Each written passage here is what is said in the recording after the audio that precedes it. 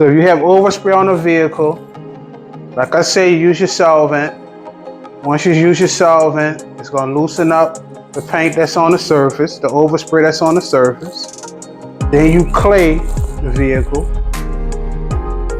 Step 2 through 5 is going to take you 4 hours to complete, with this compound polish wax sealant. The shortcut way, you do compound polish, it'll take you 2 hours. But if you clay and then you just do a polish, it'll take you 1 hour and 30 minutes.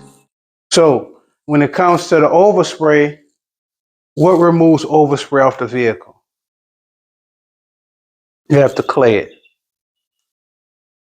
The two things that you would do is, the first thing you would use a solvent, and you would cut that solvent, because a solvent could ruin all of your plastic and trim. You spray that onto the surface of the vehicle, and then you hose it off. What that's going to do is that's going to loosen up the paint.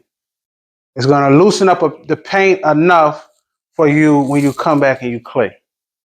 So your job is going to be 10 times easier when you use the solvent first, loosen the paint up on the surface of the vehicle, and then you come back and clay. Now, another question people may have is, if the solvent is loosening up the paint on the surface of the vehicle, is it going to loosen up all of the paint on the surface of the vehicle? No, it is not. The solvent is not going to cut through the base coat, the clear coat. It's not gonna cut through those layers. The solvent works on the top surface and the top layer of the paint. Then you go through your regular steps: compound, polish, wax, sealing. Let me show you the shortcut. This is the shortcut. You could do a compound polish. You could use one product and do compound and do polish.